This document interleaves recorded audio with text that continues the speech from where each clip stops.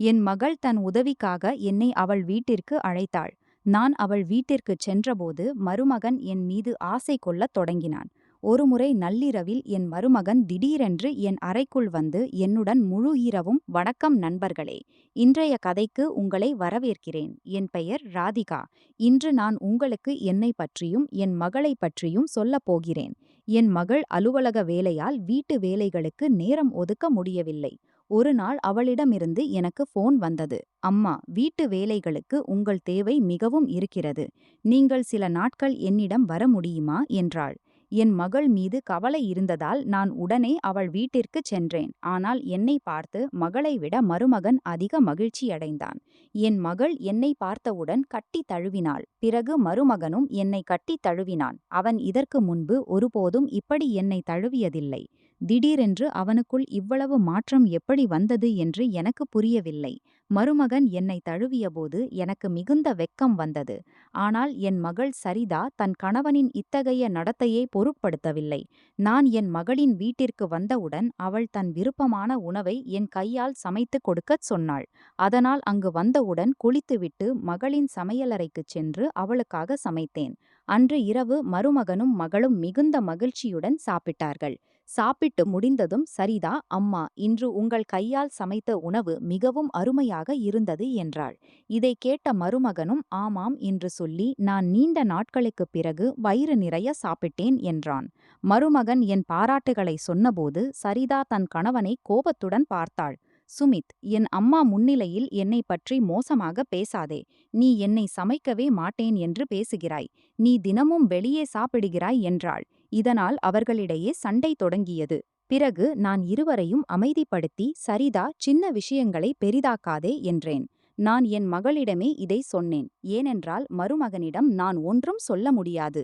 சாப்பிட்டு முடிந்ததும் சரிதா கைகளை கழுவிவிட்டு தன் அறைக்குச் சென்று விட்டாள். நான் சாப்பாட்டு மேசையை சுத்தம் செய்யத் தொடங்கினேன். உதவ மருமகன் வந்தான். அவன், அம்மா, சரிதாவுக்கு உங்கள் மீது அக்கறையே இல்லை. நீங்கள் பல நாட்களுக்குப் பிறகு வீட்டிற்கு வந்திருக்கிறீர்கள். இருந்தும் முதல் நாளிலேயே இப்படி நடந்து கொள்கிறாள். எல்லா வேலையையும் உங்கள் மீது போட்டுவிட்டு மொபைல் எடுத்துக்கொண்டு அறைக்குள் போய்விட்டாள். இது அவளுடைய அன்றாட பழக்கம் என்றான். பரவாயில்லை என்று சொல்லி நான் மேசையிலிருந்து பாத்திரங்களை எடுத்தேன். பிறகு மருமகனும் உதவ சமையலறைக்கு வந்தான். சமையலறையிலிருந்து வெளியேறும்போது மருமகன் திடீரென்று என் கையை பிடித்துக்கொண்டு, அம்மா, உண்மையாகவே உங்கள் கையில் மந்திரம் இருக்கிறது. உங்கள் கையால் சமைத்த உணவை சாப்பிட்ட பிறகு எனக்கு மிகுந்த மகிழ்ச்சி. எதிர்காலத்திலும் உங்கள் இப்படிப்பட்ட வெவ்வேறு வடிவங்களை நான் பார்க்கப் போகிறேன் என்றான். மருமகனின் அன்பை நான் புரிந்து கொண்டேன். ஆனால் அதன் பின்னால் அவனது நோக்கம் என்ன என்று நான் ஆழமாக யோசிக்கவில்லை. இப்படி சில நாட்கள் கடந்துவிட்டன. என் மகளின் வீட்டிற்கு வந்து வெறும் சில நாட்களே ஆகியிருந்தன. ஆனால் இருவருக்கும் இடையே ஏதோ சரியில்லை என்று எனக்கு புரிந்தது. நான் அவர்களை இத்தனை நாட்களாக ஒன்றாக பார்த்ததில்லை. அவர்கள் அன்பாக ஒன்றாக நடந்து கொள்வதும் இல்லை. ஒரு மாலை சரிதா அலுவலகத்திலிருந்து சீக்கிரமே வீட்டிற்கு வந்தாள். நான் அவளை பார்த்து காஃபி கப் இரண்டுடன் அவள் அறைக்குச் சென்றேன். அவளுடன் கொஞ்சம் பேச விரும்பினேன். அதனால் காஃபி குடிக்கும் சாக்கில் அவள் அறைக்குச் சென்றேன். நான் காஃபியை அவள் கையில் கொடுத்தேன். ஆனால் அவள் என்னுடன் பேசுவதற்கு பதிலாக தன் மொபைலில் மும்முரமாக இருந்தாள். நான், சரிதா, நீ 2 நிமிடம் கூட என்னுடன் உட்கார்ந்து பேச மாட்டியா? 2 வார்த்தையாவது பேசு. நீ பேச விரும்பவில்லை என்றால் நான் உன்னுடன் பேச வேண்டும் என்று சொல்லி அவள் மொபைலை பிடுங்கினேன். அப்போது அவள் கவனம் என் மீது திரும்பியது. நான் அவளிடம், சரிதா, நீ இவ்வளவு சோர்வாக தெரிகிறாய். உன் வீட்டின் சூழல் உண்மையாகவே அவ்வளவு சோர்வாக இருக்கிறதா என்றேன். என் வார்த்தைகளைக் கேட்டு சரிதாவின் முகத்தில் கேள்விக்குறி தோன்றியது. அம்மா, நீங்கள் என்ன சொல்கிறீர்கள்? எனக்கு ஒன்றும் புரியவில்லை. என்ன சொல்ல வேண்டுமோ அதை நேரடியாக சொல்லுங்கள். நீங்கள் ஆசிரியர் அல்ல, நானும் உங்கள் மாணவி அல்ல என்றாள். நான் அவள் தோளின் மீது கையை வைத்து, கடந்த 3 நாட்களாக இரவு உங்கள் அறையிலிருந்து உங்கள் இருவரின் முணுமுணுப்பு சத்தத்தை நான் கேட்டுக்கொண்டிருக்கிறேன். உங்கள் இருவருக்கும் இடையே எல்லாம் சரியா? உங்களுக்கு இன்னும் குழந்தை இல்லை. இப்போதே சண்டை போட ஆரம்பித்து விட்டீர்களா? இன்னும் உங்கள் முழு வாழ்க்கையையும் ஒன்றாக கழிக்க வேண்டும் என்றேன். அவள் என் பேச்சுக்கு பதிலளித்து, அம்மா, இந்த விஷயத்தை என்னிடம் சொல்வதற்கு பதிலாக சமீரிடம் சொல்லுங்கள். ஏனென்றால் சண்டையின் தொடக்கத்தை எப்போதும் அவன்தான் செய்கிறான். அன்றும் நீங்கள் பார்த்தீர்கள், டின்னர் மேசையில் அவன் என்னை எப்படி பேச்சினான் என்றாள். பிறகு, இப்போது அம்மா, நீங்களே சொல்லுங்கள். நான் அலுவலகத்திலிருந்து மிகவும் சோர்வாக வருகிறேன். பிறகு மணிக்கணக்காக டிராஃபிக்கில் காத்திருந்து வீட்டிற்கு வரவேண்டும். இப்போது நீங்கள் 3 நாட்களாக வீட்டிற்கு வந்திருக்கிறீர்கள். அதனால் எனக்கு கொஞ்சம் நிம்மதி கிடைத்திருக்கிறது. இல்லையென்றால் ரொட்டி சுடும்போதும் நான் தூங்கிவிடுவேன். இத்தனை சோர்வுக்குப் பிறகு நான் சமீருடன் எப்படி பேசுவேன்? ஒருபுறம் சமீர் ஒன்றும் புரிந்து கொள்ளத் தயாராக இல்லை. உங்களை அழைக்க வேண்டும் என்ற எண்ணம் அவனுடையதுதான். அம்மா வந்தால் உனக்கு கொஞ்சம் நிம்மதி கிடைக்கும் என்று சொல்வான். நீங்கள் இங்கு வந்ததிலிருந்து சாப்பாட்டை பற்றிய அவனது புகார்கள் கொஞ்சம் குறைந்துவிட்டன. இல்லையென்றால் எல்லா விஷயத்திலும் இப்படித்தான் நடக்கும்.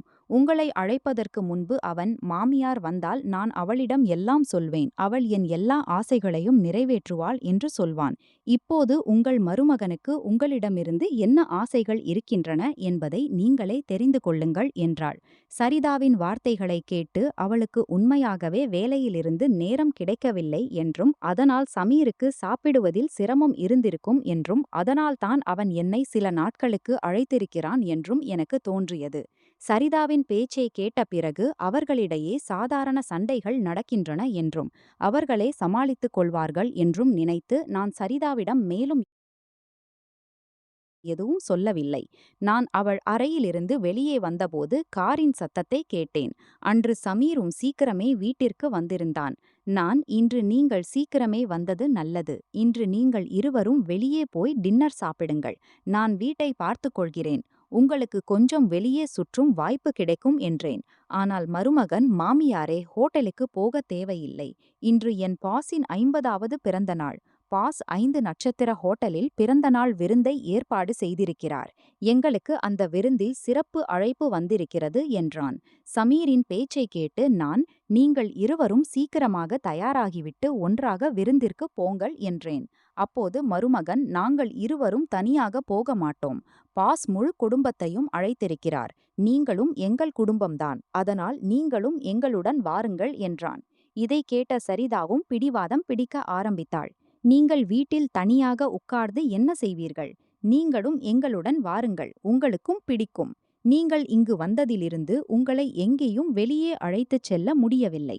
எங்களுடன் வெளியே வந்தால் உங்கள் மனமும் கொஞ்சம் இலேசாகும் என்றாள். இருவரின் அழுத்தமும் அதிகமாகி நான் அவர்களுடன் போகத் தயாராகிவிட்டேன். நான் எங்கே போனாலும் எப்போதும் 1 அல்லது 2 விருந்து ஆடைகளை என்னுடன் வைத்திருப்பேன். இந்த முறையும் நான் ரோஜா நிற நெட் சேலையை என்னுடன் வைத்திருந்தேன். அந்த சேலையை நன்றாக அணிந்து தயாராகி அறையிலிருந்து வெளியே வந்தேன். நான் வெளியே வந்ததும் மருமகன் தொடர்ந்து என்னை பார்த்துக் கொண்டிருந்தான். நீங்கள் எந்த வகையிலும் வயதானவராக தெரியவில்லை. இன்று நீங்கள் எந்த ஹீரோயினையும் விட குறைவாக தெரியவில்லை என்று சொன்னான். மருமகனின் பேச்சை கேட்டு சிரித்துக்கொண்டே நான் காரில் ஏறினேன். சிறிது நேரத்தில் வீட்டை பூட்டிவிட்டு மகளும் மருமகனும் வெளியே வந்தார்கள். மருமகன் என் பாராட்டுகளை சொல்லிக் கொண்டிருந்தான். ஆனால் சரிதா கவனம் செலுத்தவில்லை. நாங்கள் விருந்திற்குச் சென்றவுடன் மருமகனின் பாஸ் எங்களிடம் வந்தார். என்னை பார்த்து சமீரிடம், சமீர், உன் சேலை மிகவும் அழகாக இருக்கிறது என்றார். சமீர் ஏதாவது சொல்வதற்கு முன்பு சரிதா, அது சமீரின் சேலை இல்லை, இது என் அம்மா, இது சமீரின் மாமியார் என்றாள்.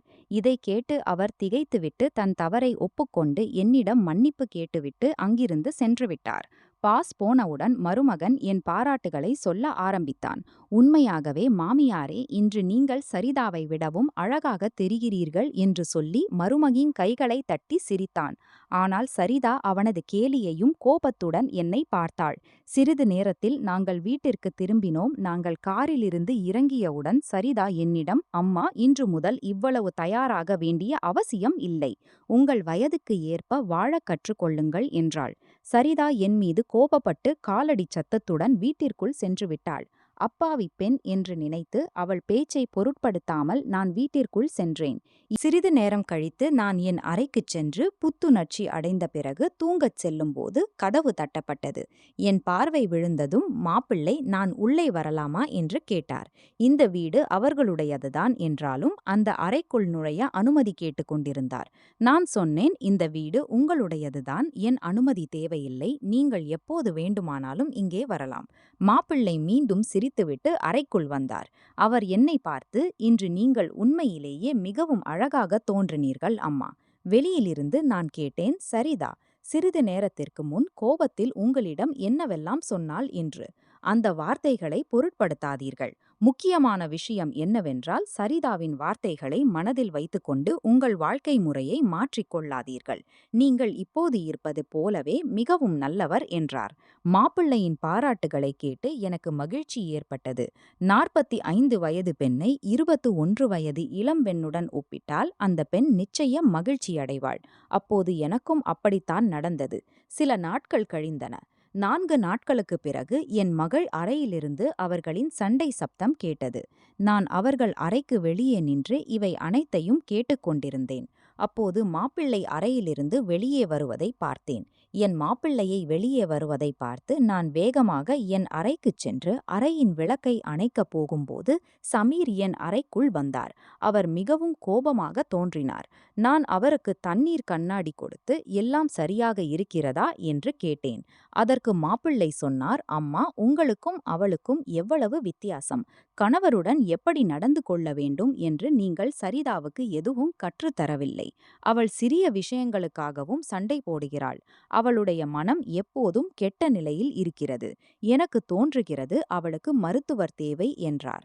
அமைதியாக நான் சமீரின் வார்த்தைகளை கேட்டுக்கொண்டிருந்தேன். அமைதியாக அவர் பேச்சை முடித்த பிறகு நான் அவரை சமாதானப்படுத்தி, மாப்பிள்ளை, கோபப்படாதீர்கள். சரிதா அவளுடைய அலுவலக வேலையில் முழுமையாக மூழ்கிவிட்டாள். அதனால்தான் அவள் சிறிது கவலையுடன் இருக்கிறாள். நீங்கள் இருவரும் சில நாட்களுக்கு வெளியே செல்லுங்கள், எல்லாம் சரியாகிவிடும். வேலை ஓட்டத்தில் தனக்காக நேரம் ஒதுக்குவது மிகவும் அவசியம் என்றேன். அதற்கு மாப்பிள்ளை சொன்னார், நான் எல்லாம் செய்ய தயாராக இருக்கிறேன். ஆனால் உங்கள் மகள் விடுப்பு எடுக்க தயாராக இல்லை. அவள் விடுப்பு எடுத்தால் மட்டுமே நான் அவளுடன் எங்காவது செல்ல முடியும் என்றார். நான் மீண்டும் மாப்பிள்ளையை சமாதானப்படுத்தி தண்ணீர் கண்ணாடி கொடுத்து, நீங்கள் தூங்கிவிடுங்கள், எல்லாம் சரியாகிவிடும் என்றேன். அடுத்த நாள் மாலை மாப்பிள்ளை வீட்டிற்கு வந்தபோது அவர் என்னிடம் சொன்னார், அம்மா, நாளைக்கு எனக்கு 2 டிஃபின் பேக் செய்து கொடுங்கள். என் நண்பர்கள் தினமும் என் டிஃபினை பாராட்டிக் கொண்டே இருக்கிறார்கள். இன்று எங்கள் பாசும் அதை பாராட்டினார். அவருக்கு தோன்றியது என் மனைவிதான் இவ்வளவு நல்ல உணவை தயாரித்திருக்கிறாள் என்று. ஆனால் நான் எல்லாருடைய குழப்பத்தையும் தீர்த்து, இந்த மந்திரம் என் மனைவியின் கையில் இல்லை, என் மாமியாரின் கையில் இருக்கிறது என்று சொன்னேன்.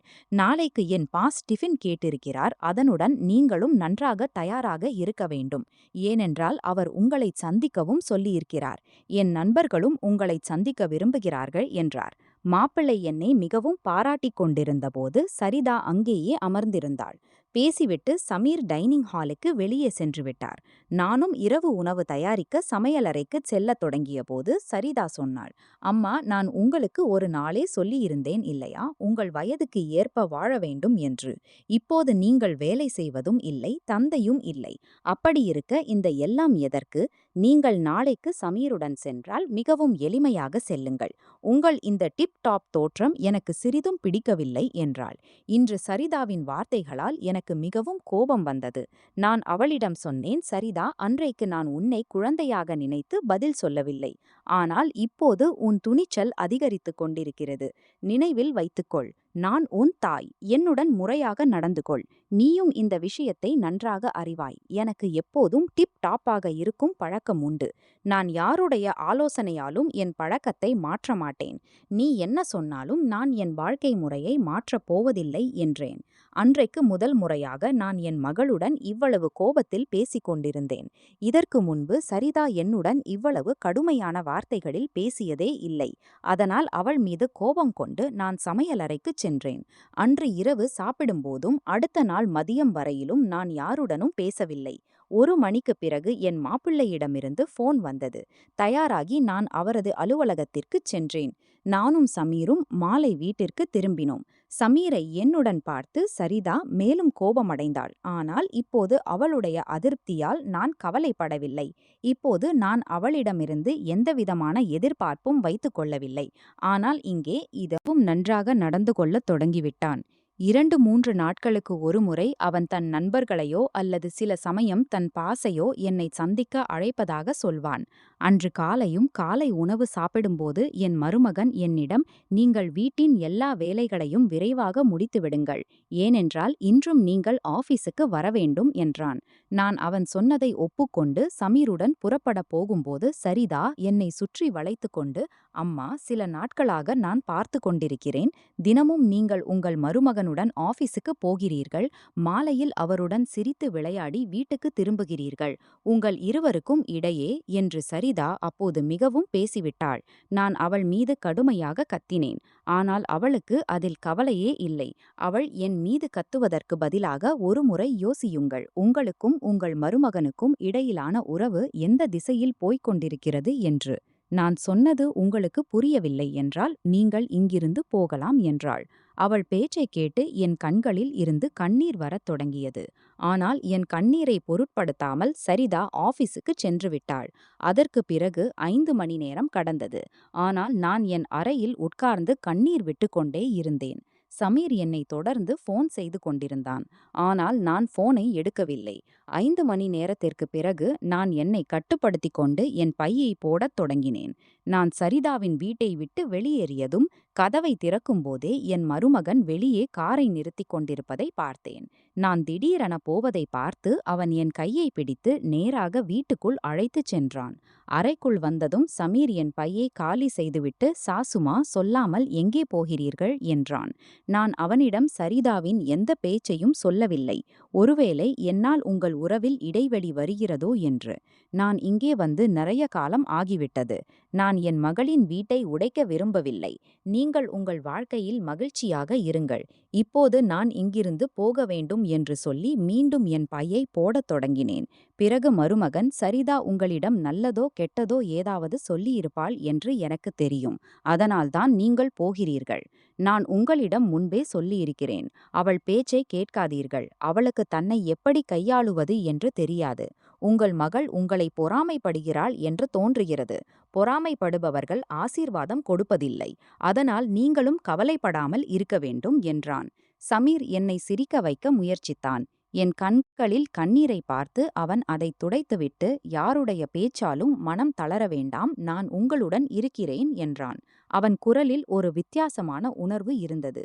அந்த நாளிலிருந்து சமீர் தினமும் இரவில் சரிதா தூங்கும்போது என் அறைக்கு வரத் தொடங்கினான். அவன் என் அறைக்கு வரும்போது எனக்கு மோசமாக தோன்றவில்லை. ஏனென்றால் இப்போது எங்கள் உறவு ஒரு வித்தியாசமான பாதைக்குச் செல்லத் தொடங்கியிருந்தது. சமீர் 4-5 நாட்களாக என் அறைக்கு வந்து கொண்டிருந்தான். சில நாட்களுக்குப் பிறகு திடீரென என் மனதில் ஒரு எண்ணம் வந்தது. சரிதாவுக்கு இதெல்லாம் தெரிந்துவிட்டால் என்ன ஆகும் என்று. அதனால் நான் சமீரிடம், சமீர், நீங்கள் தினமும் இரவில் சரிதாவின் கண்ணில் படாமல் என் அறைக்கு வருகிறீர்கள்.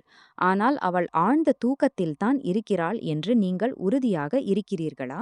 உங்கள் கவனக்குறைவால் சரிதா திடீரென என் அறைக்கு வந்து இதையெல்லாம் பார்த்தாள் என்றேன். அதற்கு சமீர், சாசுமா, ஒரு நாள் அல்லது இன்னொரு நாள் நாம் இப்படிப்பட்ட சூழ்நிலையை எதிர்கொள்ளத்தான் வேண்டும். நீங்கள் சரிதாவின் முன் இப்படிப்பட்ட உறவை ஏற்றுக்கொள்ளும் துணிச்சலை வைத்துக் கொள்ளுங்கள் என்றான். நாங்கள் இருவரும் பேசிக் கொண்டிருந்தபோது திடீரென சரிதா அறைக்குள் வந்தாள். நான் அவள் பெயரை சொன்னதும் அவள் அங்கேயே தோன்றிவிட்டாள்.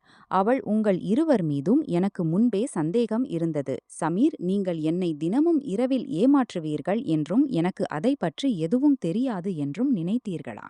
நான் ஒரு வாய்ப்புக்காக காத்திருந்தேன், உங்கள் இருவரையும் செயலில் பிடிக்க வேண்டும் என்று. இப்போது நான் உங்கள் எல்லா பேச்சுகளையும் பதிவு செய்துவிட்டேன் என்றாள். அவள் பேசிக் கொண்டிருக்கும்போது சமீருக்கு யாரோ போன் வந்தது. அவன் வெளியே சென்றான். சிறிது நேரத்திற்குப் பிறகு சமீர் ஒருவரை உள்ளே அழைத்து வந்தான்.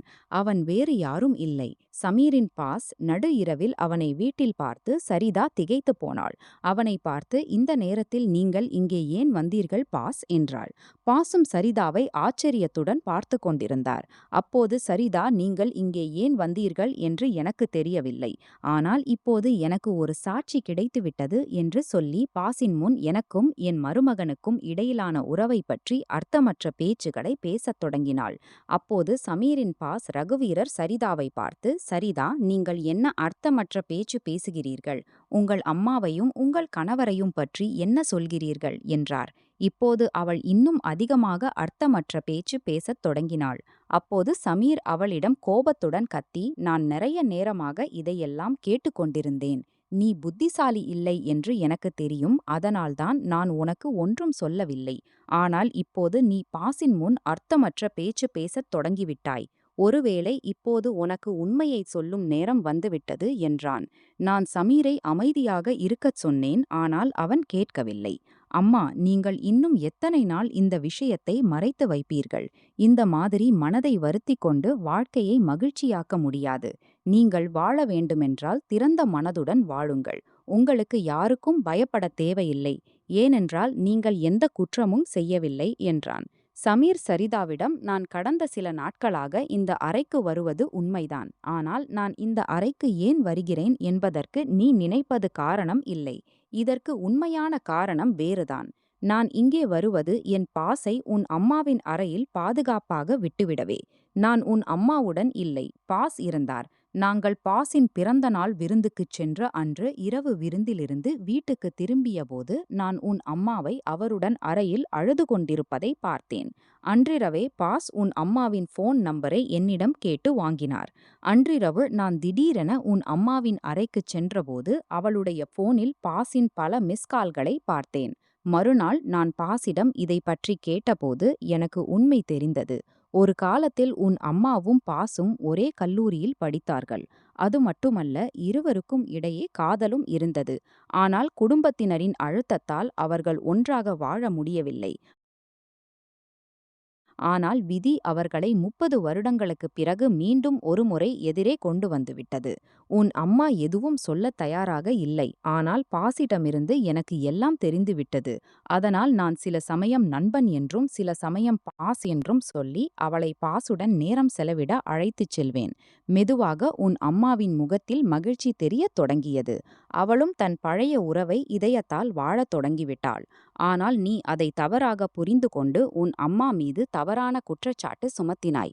உன் குற்றச்சாட்டுகளுக்குப் பிறகு உன் அம்மா வீட்டை விட்டு வெளியேறுவதை நிறுத்திவிட்டாள். அதிலிருந்து நான் இந்த இருவரையும் என் வீட்டிலேயே சந்திக்க வைக்கத் தொடங்கினேன். உன் அம்மாவுக்கு இந்த வயதில் உனக்கும் பாஸுக்கும் இடையிலான உறவை நீ ஏற்றுக்கொள்ள மாட்டாய் என்று தெரியும். அதனால் அவள் ஒருபோதும் உன்னிடம் திறந்து பேசவில்லை.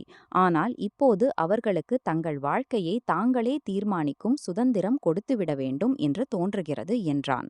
சரிதா, சமீர், நீங்கள் என் அம்மாவுக்கு அவளுடைய காதல் கிடைக்க மிகவும் முயற்சி செய்தீர்கள். நீங்கள் மருமகனாக இருந்தும் எந்த எதிர்ப்பும் தெரிவிக்கவில்லை. என் அம்மாவுக்கு மீண்டும் ஒருமுறை வாழும் வாய்ப்பை கொடுத்து கொண்டிருந்தீர்கள் என்றாள். நான் முன்னேறி கண்ணீர் நிறைந்த கண்களுடன் சரிதாவிடம், மன்னித்துக்கொள் மகளே, நான் இந்த வயதில் இதையெல்லாம் செய்யக்கூடாது. நான் ரகுவீரரை மீண்டும் சந்திக்கக்கூடாது. ஆனால் கவலைப்படாதே, காலை ஆனதும் நான் இங்கிருந்து தூரப் போய்விடுவேன். நான் ரகுவீரரை ஒருபோதும் சந்திக்க மாட்டேன் என்றேன். என் கண்களில் கண்ணீரை பார்த்து, சரிதா அம்மா, என்னை மன்னித்துக் கொள்ளுங்கள். நான் உங்கள் தனிமையை ஒருபோதும் உணர்ந்ததே இல்லை என்பதும் எனக்கு புரியவில்லை. ஆனால் இப்போது அந்த காலம் கடந்துவிட்டது. நீங்கள் எனக்காக வாழ முடியுமானால் பிறகு நான் உங்கள் மகிழ்ச்சியில் ஏன் சேரக்கூடாது? உங்கள் காலத்தில் தாத்தா உங்கள் திருமணத்தை நடக்கவிடவில்லை. ஆனால் இப்போது நான் அவர் அடிச்சுவட்டில் நடக்க மாட்டேன். நான் உங்களுக்கும் பாஸுக்கும் உங்கள் எதிர்கால வாழ்க்கைக்காக வாழ்த்துக்களை தெரிவிக்கிறேன். பாஸை என் தந்தையாக ஏற்றுக்கொள்கிறேன் என்றாள். சரிதாவின் சம்மதத்தை கேட்ட பிறகு என் கண்களில் இருந்து கண்ணீர் வந்துவிட்டது. என்னைப் போலவே ரகுவீரரும் வாழ்க்கையில் தனியாக இருந்தார். அடுத்த 3 நாட்களில் எனக்கும் ரகுவீரருக்கும் பதிவு திருமணம் என் மகளும் மருமகனும் முன்னிலையில் நடந்தது. இந்த வாழ்க்கையில் ஒருவேளை முதல் முறையாக மகள் தன் தாயை விடை கொடுத்தது நடந்திருக்கும். விடை பெறும்போது நான் சரிதாவுக்கு ஒரு அறிவுரையை கொடுத்தேன்.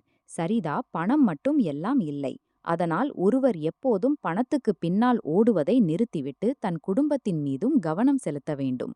கடமையிலிருந்து ஓடி வாழ்க்கையின் முழுமையான சுகம் கிடைக்காது. இப்போது நீங்கள் உங்கள் பொறுப்புகளின் மீது கவனம் செலுத்தும் நேரம் வந்துவிட்டது என்றேன். நான் விடை பெற்றேன். சரிதா எனக்கு வாக்குறுதி அளித்தாள். அவள் தன் பொறுப்பிலிருந்து பின்வாங்க மாட்டாள் என்று. அப்படியென்றால் நண்பர்களே, திருமணத்திற்கும் காதலுக்கும் எந்த வயதும் இல்லை. இதயங்கள் சந்திக்கும் இடத்தில் உறவுகள் தானாகவே உருவாகிவிடும். நாம் ஒருவரையொருவர் புரிந்து கொள்ள வேண்டும். உங்களுக்கு என் கதை பிடித்திருந்தால் லைக், ஷேர், சப்ஸ்கிரைப் செய்துவிட்டு கமெண்டில் என் கதை எப்படி இருந்தது என்று சொல்லுங்கள்.